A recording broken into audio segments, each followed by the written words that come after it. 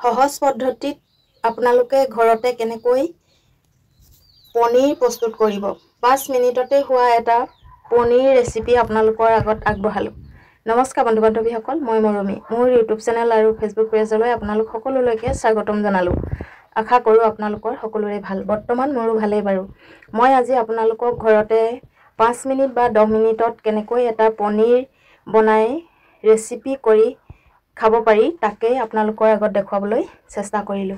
পোনপ্ৰথমতে লাগিব গাখীৰ। গাখীৰ আপোনালোকৰ ঘৰত আছে যদি ঘৰৰ গাখীৰে হ'ব, যদি নাইবা কিনি আনিলেও হ'ব। মই এয়া লৈ লৈছোঁ এপোৱা ঘৰৰ গাখীৰ, গৰু গাখীৰ, আৰু ইয়াত অলপমান পানী মিহলাই গাখীৰখিনি উতলাই আছোঁ। আৰু গাখীৰখিনি উতলে মানে মই গেছটো বঢ়াই থলোঁ আৰু উতলিবলৈ সম্পূৰ্ণকৈ নিদিওঁ, সেইকাৰণে গেছটো ল' ফ্লেমত ৰাখিছোঁ। আৰু গেছত গাখীৰ পাতি এয়া উতলিবলৈ আৰম্ভ কৰিছে। তেনেতে মই এটা নেমু টেঙা গছৰ পৰা ছিঙি আনিলোঁ আৰু নেমু টেঙাটো ছিঙি আনি কাটি 3 পিচ কৰি তাৰ 2 পিচ মই চেপি ল'লোঁ। চেপি লোৱাৰ পাছত এয়া দেখিছেনে মই গাখীৰখিনি লৰাই দিছোঁ আৰু এয়া চেপি ল'লোঁ।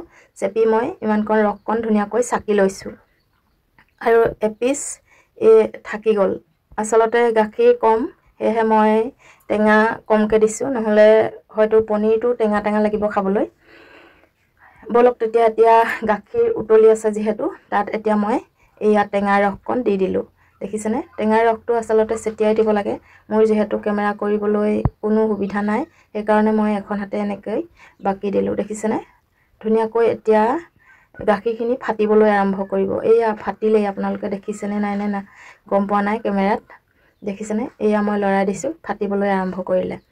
আৰু অলপ দেৰি পিছতে মই এখন চফা কাপোৰ ভালকৈ তিয়াই লৈছোঁ, তিয়াই মানে ধুই লৈছোঁ। আৰু আপোনালোকেও সেনেকৈ কৰিব। আৰু চফা কাপোৰখন এটা ডাবৰত থৈ লৈছোঁ আৰু ভালকৈ তাত ফাটি লাগি ধৰা গাখীৰবোৰ মই এৰুৱাই দিছোঁ। দেখিছেনে ইয়াত কেনেকৈ কৰি আছোঁ, চাই থাকক ভিডিঅ'টো।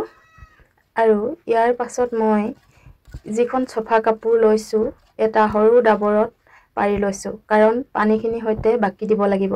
এয়া দেখিছেনে ডাবৰটোত মই এতিয়া বাকি দিছোঁ, এয়া বাকি দিলোঁ। এপোৱা গাখীৰত যথেষ্টকণ পনীৰ ওলাইছে, আপোনালোকে মন কৰিছেনে? ঘৰতে এনেকৈ কেতিয়াবা খাবলৈ মন গ'লে বনাই খাব পাৰিব নিশ্চয়। সহজতে পনীৰ বনাবলৈ পৰা যায়, কাৰণ বাকী একো বস্তু নালাগে, অকল নেমু টেঙা আৰু গাখীৰ হ'লেই হ'ল। তাৰ পৰা মই ইয়াত ভালকৈ আকৌ পানী দি ধুই দিম। চাবচোন অলপ পানী দি মই ধুই দিলোঁ, তথাপিতো টেঙা টেঙা লাগিব আৰু অলপ পানী দি ধুইছোঁ। আপোনালোকে মন কৰিব যে টেঙাটো অলপ বেছি হ'লে টেঙা টেঙা লাগিব পাৰে, সেয়েহে দুবাৰমান ধুই দিব। নেমু টেঙা দিলে আচলতে বৰ বেছি এটা টেঙা নহয়, তথাপিতো দুবাৰমান ধুই দিলে টেঙাটো গুচি যায়। এয়া দেখিছে মই এতিয়া আৰু পানী লৈ পিনি ধুই দিলোঁ। ধুই এতিয়া এইখিনি এনেকৈ জোকাৰি জোকাৰি ধুই দিব। জোকাৰি জোকাৰি ধোৱাৰ পাছত পনীৰখিনি এনেকৈ চেপি পানীখিনি উলিয়াই দিব। পানীখিনি উলিয়াই দিয়াৰ পাছত এয়া চেপি আছোঁ, তাৰ পানীখিনি আচলতে একেবাৰে শেষ কৰিব লাগে, তেতিয়াহে পনীৰটো অলপমান টান হয়। এয়া দেখিছে চেপি দিয়াৰ পাছত মই এনেকৈ বটোৱা এটাৰ ওপৰত কেটলি এটা উঠাই মই এনেকৈ থৈ দিলোঁ। কমেও 10-15 মিনিটমানৰ পাছত আপোনালোকে এই কেটলিটো উঠাই দাঙি চাব পাৰিব।